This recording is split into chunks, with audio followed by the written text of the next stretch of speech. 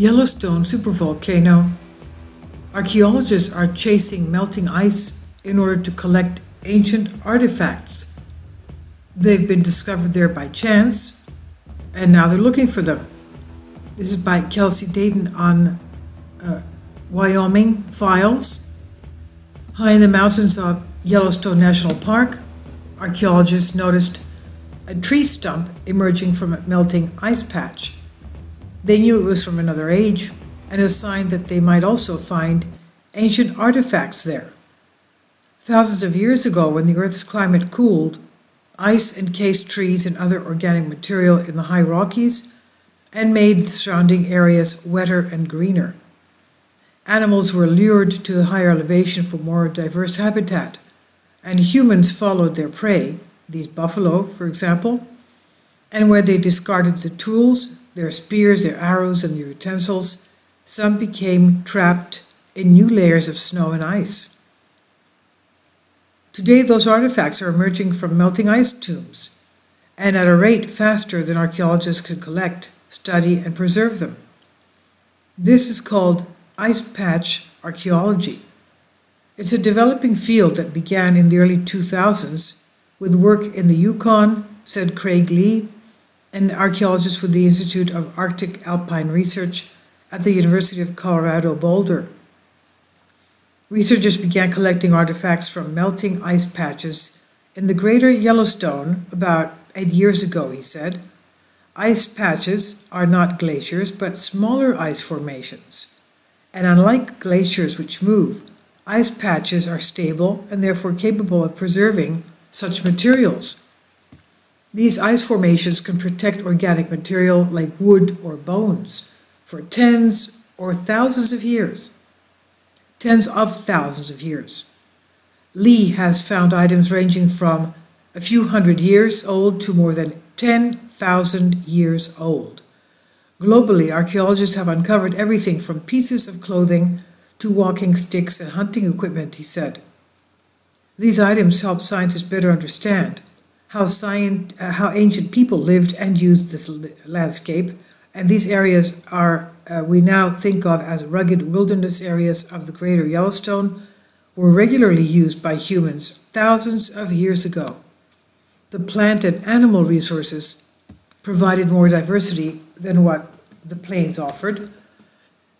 Lee said of the high elevation mountains, it was a biological powerhouse. But when ice melts today, items protected for thousands of years begin to decay quickly. There is a short window of time for when items can be collected, logged, and saved by sending them to a repository for preservation. But with so many ice patches melting so quickly, archaeologists just can't keep the pace. These ice patches are hemorrhaging, Lee said. Collecting items as ice sheet recede presents archaeologists archaeological challenges, said Staffan Peterson. He's an archaeologist for Yellowstone National Park. Normally, archaeologists excavate the site at a measured pace, but with the melting ice, archaeologists must chase after the receding edges at a pace that varies according to temperature, snowfall, and wind. They often find items only a few hundred years old next to items thousands of years old. Figuring out what happened and when is challenging. Peterson said, it's not like people were camping on the ice, like they would at a bend on a river. It's also difficult to access ice melt areas, which are at high altitudes and span the entire Rocky Mountain region. Analysis by Lee suggests there are likely 500 active ice melt sites in the Rockies. In Yellowstone, archaeologists are monitoring 10 sites. Peterson has investigated 5 of those sites so far, and 2 sites are considered inaccessible. It also takes significant time and resources to get to the sites and perform the work, and Peterson is the park's only archaeologist on staff. In Yellowstone, Peterson and other researchers have found animal bones and atlatl and wooden parts of weapons such as arrow shafts. They've also carbon dated leaves and tree stumps more than 5,000 years old. The artifacts released by melting ice in the high country are important because they provide excellent clues to the past. Archaeologists normally only have access to what can survive thousands of years, usually items made of stone. Yet stone tools are only a fraction of what ancient people used to survive. Ice patches, meanwhile, cryogenically preserve organic artifacts such as wood, textiles, leather, and animal fur, and provide a much broader perspective of what people used in their daily lives, Peterson said. Peterson found one wooden tool he thinks was used to spread resin. It's an item he never knew existed. Glaciers, which are bigger than an ice patch, are characterized by downhill movement. Ice patches do not have enough mass to be pulled by gravity, so artifacts often remain unscathed and discovered where they were left. Peterson says, what happens on an ice patch stays on an ice patch until it melts. Once those artifacts melt out, they're gone, he said. They just fall apart. They are vanishing. I get the feeling of, oh my God, these things are melting right in front of me, and any value they have for science is melting away with them. Now, if you discover an artifact, taking artifacts off public land is illegal. If you find items while in the backcountry, the best thing to do is leave them untouched and contact local land management authorities. Archaeologists can learn more about artifacts if they know where they are found.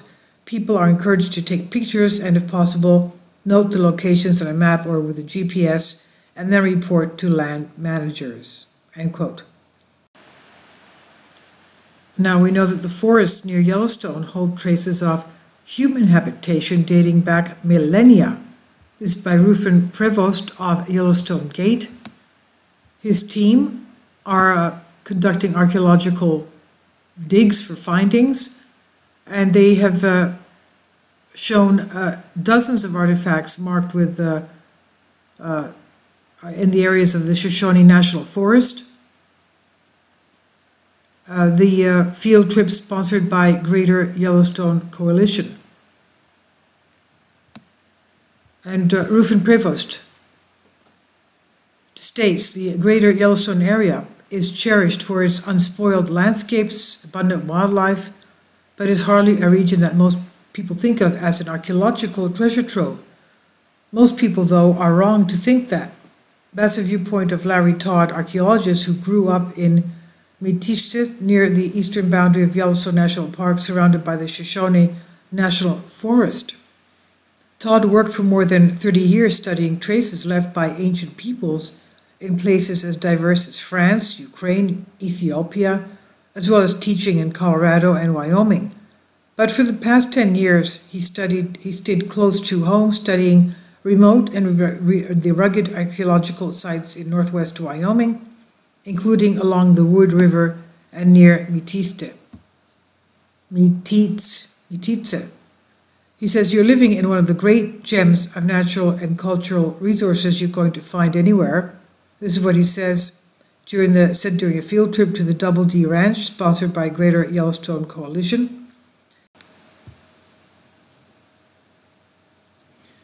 Todd led about 24 hikers to a high bluff in the Shoshone Forest, overlooking a remote site where Amelia Earhart had started building a cabin to escape the public spotlight before she disappeared while flying over the Pacific Ocean in 1937. Now, an ancient outpost. Researchers have speculated that the outpost was used as an ancient fort or hunting blind, but they have had little hard evidence to help date the site or better determine its exact use, at least not until July.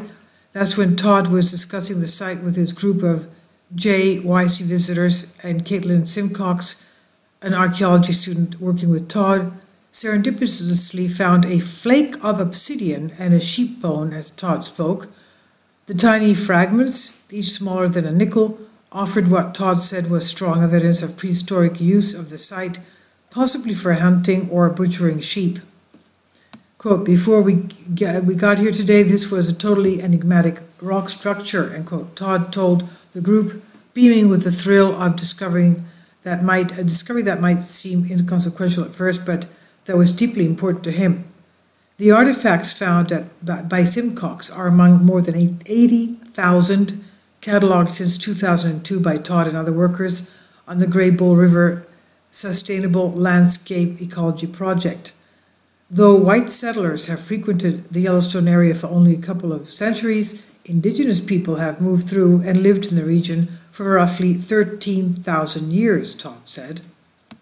Finding traces of their presence, even tiny items like flakes of obsidian shed when making tools or projectile points, is not as hard as it might seem, he said. Sites near water, with lots of wildlife, in scenic areas or with wide-ranging views, have always attracted people. He said the places that were favored and used in the past are the same places that are used today.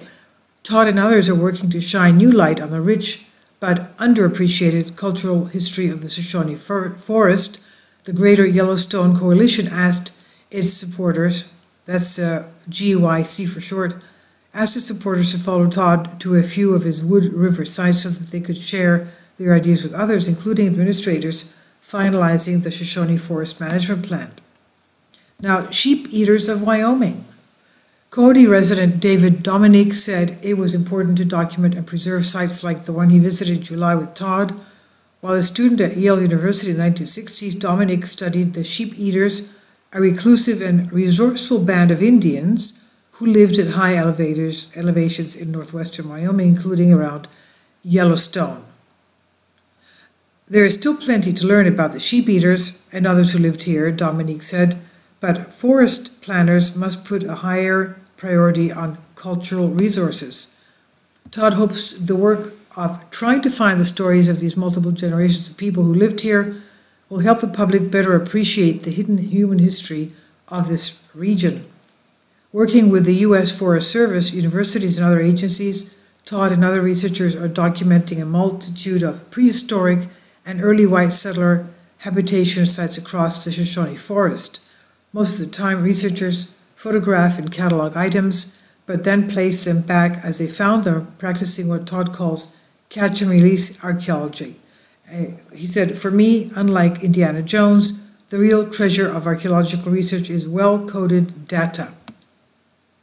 The reward for Todd also lies in learning more about how people have used local landscapes through millennia, sharing those stories with present-day inhabitants. He said, we're part of a community of people that have been interacting with this landscape for thousands and thousands of years.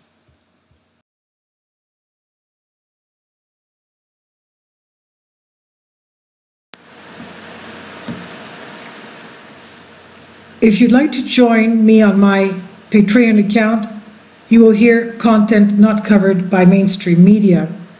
These riveting stories will be based on my research, and I will state my opinions and give my personal insight on diverse and controversial subjects and world events not covered by mainstream media, and not supported by YouTube guidelines. So whatever I have on my Patreon, most of those will not be on my YouTube channel. Please consider becoming a member today. More of the most significant and important videos will be on my Patreon channel. Your support helps me to continue my research and keeps this YouTube channel alive. And we depend on your support, your generous charity, because we help economically challenged families here in Athens, Greece, in Kapota, and we also help the young generation with university tuition and the community around our church. Thank you.